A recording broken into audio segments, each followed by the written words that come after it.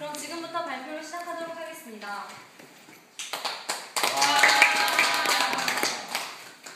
먼저 목차로는 DNA의 발견, DNA의 구조, DNA의 복제, DNA 지문 감시, 그리고 마지막으로 범죄 수사에 대해서 알아보도록 하겠습니다. 먼저 이것이 DNA의 구조인데요. 궁금하시죠? 네. 지금부터 출발하도록 하겠습니다. 먼저 19세기에는 단백질 안에 유전 정보가 있다고 믿어왔습니다. 왜냐하면은 DNA, 그 유전 물질이라는 게 복잡한 구조라고 생각을 했기 때문에 비교적 단순한 RNA와 DNA보다는 좀 비교적 복잡한 단백질을 유전 물질이라고 생각해 왔습니다. 하지만 20세기로부터는 유전 물질이 정확히 무엇인지에 대해서 더 깊숙한 연구가 진행되었습니다. 영국의 세균학자 그린피스는 S형 폐형분과 P형 폐형분을 가지고 실험을 했는데요. 그것이 바로 폐렴 쌍구분의 형질 전환 실험입니다. S형분을 주사했더니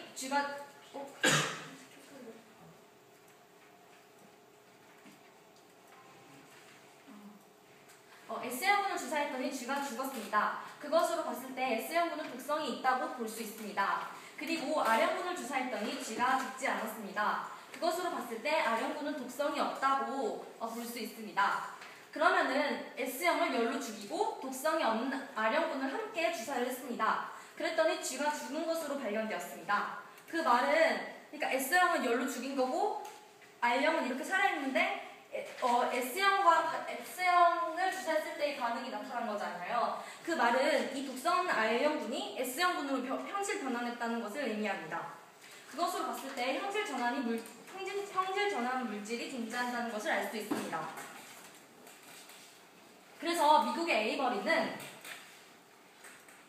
무엇이 R형분을 S형분으로 형질 전환시켰는가 이것에 대한 실험을 진행했습니다. 그것이 바로 에이버리 실험입니다. S형분이 추출된 형질 전환 물질은 일단 RNA 분해 효소를 이용하여서 RNA를 없애고 나서 쥐에게 주사했더니 그대로 형질 전환이 일어났습니다. 그래서 쥐가 죽었죠. 그리고 그 다음에 단백질 분해 효소를 사용해서 이번에 단백질을 없앤 상태에서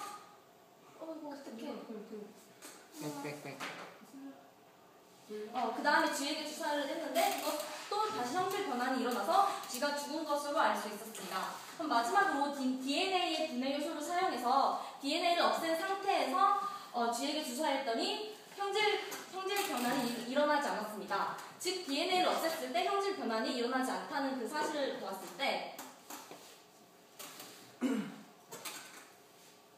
즉 DNA 분해 효소에 의해서 형질 전환 능력이 사라진다는 거죠. 그것은 곧 형질 전환을 일으키는 물질은 DNA라는 것을 알 수 있습니다.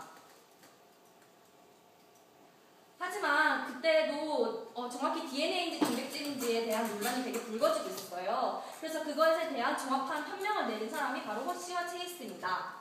허쉬와 체이스는 파지가 증식하는 원인 물질은 무엇인가 이것에 대한 연구를 실험했는데요. 파지가 뭐냐면 박테리오 파지라고 하는데 이것을 바이러스의 일종으로 창자에 서식하는 막대 모양의 대장균을 감염시킵니다.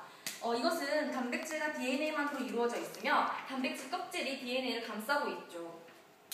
그래서 실험 과정으로 그러니까 단백질과 DNA 중 어느 것이 형질 전환 물질인지에 대한 연구가 더 가능했던 거죠. DNA는 P를 포함했고 단백질은 S를 포함했습니다. 근데 이 박테리오 파지는 자신의 유전 물질인 대장균 안으로 자신의 유전 물질을 대장균 안으로 넣어서 이 대장균 속에서 증식을 해요. 그래서 이 대장균 안으로 들어간 물질이 결국 봤을 때 유전 물질이라는 거잖아요. 그래서 이 단백질 안에 들어간 물질이 DNA인지 아니면은 단백질인지 그것을 통해서 유전 물질이 과연 어느 것인지에 대한 그런 실험을 했습니다. 그래서 파지에는 방사선 황을 넣고 방사선